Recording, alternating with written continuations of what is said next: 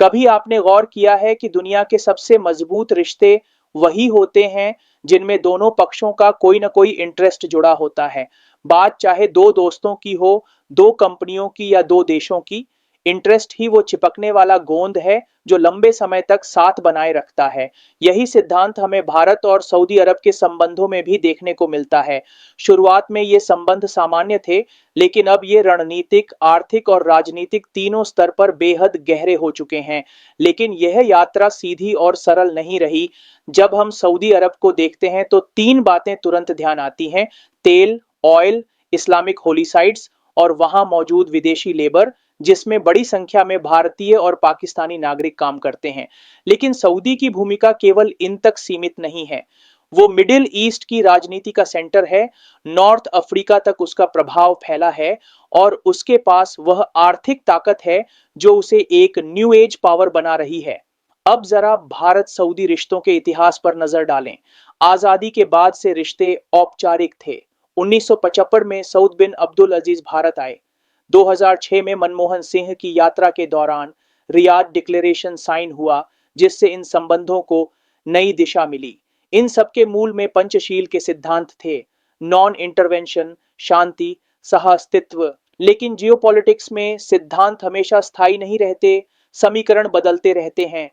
Saudi का झुकाव पाकिस्तान की तरफ रहा। क्यों? क्योंकि ईरान और सऊदी में वर्षों से छुपी शिया सुन्नी दुश्मनी रही है। ईरान शिया ताकत, सऊदी सुन्नी नेतृत्वकर्ता। ईरान के दो पड़ोसी, पाकिस्तान और अफगानिस्तान। तो स्वाभाविक था कि सऊदी पाकिस्तान को अपने साथ रखे, दबाव बनाने के लिए। 1971 के युद्ध में जब भारत ने पाकिस्तान के दो टुकड़े किए, तब भी सऊदी खुलकर पाकिस्तान के साथ खड़ा रहा। सिर्फ नैतिक समर्थन नहीं, बल्कि फाइनेंशियल और डिप्लोमेटिक भी। यहां तक कि जब अफगानिस्तान में सोवियत सेना के खिलाफ अमेरिका ने मुजाहिदीन को खड़ा किया, तो सऊदी ने उस ऑपरेशन में पैसे झोंके। उस दौर की बात करें तो सऊदी और पाकिस्तान के रिश्ते में धार्मिक, आर्थिक और सामरिक तीनों जुड़ाव थे।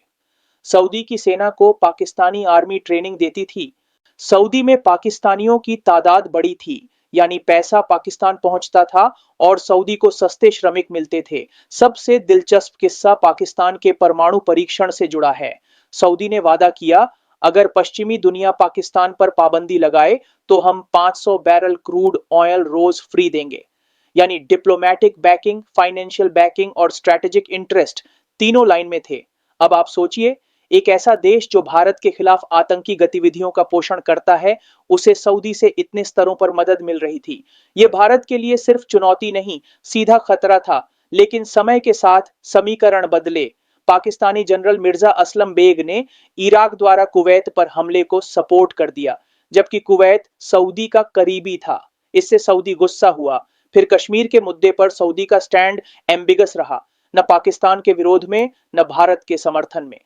ओआईसी में पाकिस्तान बार बार कश्मीर उठाता रहा और सऊदी चुप। भारत को यह रवैया कभी रास नहीं आया, लेकिन अब सऊदी खुद को बदल रहा है। विजन 2030 के तहत वो ओनेल से बाहर निकलकर टेक्नोलॉजी, टूरिज्म और इनोवेशन में कदम रख रहा है।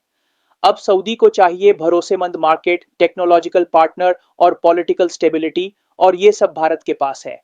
2019 में क्राउन प्रिंस एमबीएस भारत आए और स्पष्ट कहा, हम भारत में $100 बिलियन तक निवेश की योजना बना रहे हैं। इस विजन का असर दिखा। सैबिक ने बेंगलुरु में $100 मिलियन का इनोवेशन सेंटर खोला।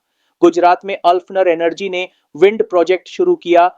जियो कंपनी में सऊदी का सॉवरेन वेल्थ फंड पीआईएफ निवेश कर चुका है।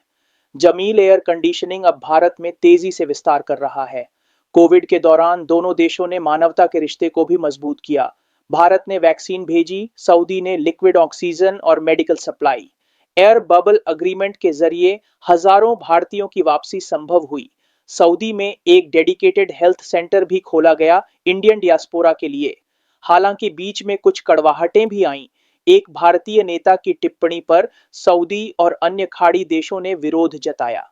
भारत सरकार और बीजेपी ने तत्परता से कार्रवाई की, जिससे विश्वास बना रहा। अब बड़ा सवाल, क्यों बदल रहा है सऊदी? क्योंकि पाकिस्तान अब वो स्टेबिलिटी नहीं दे सकता जो भारत दे सकता है।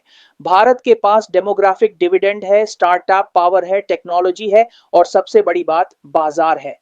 सऊदी को अगर विजन 2030 को सफल बनाना है तो उसे भारत की जरूरत है और भारत को चाहिए निवेश, सुरक्षा और कूटनीतिक समर्थन जो सऊदी दे सकता है। यही है नया समीकरण और यही है 21वीं सदी की भारत सऊदी रणनीतिक साझेदारी। जय हिंद।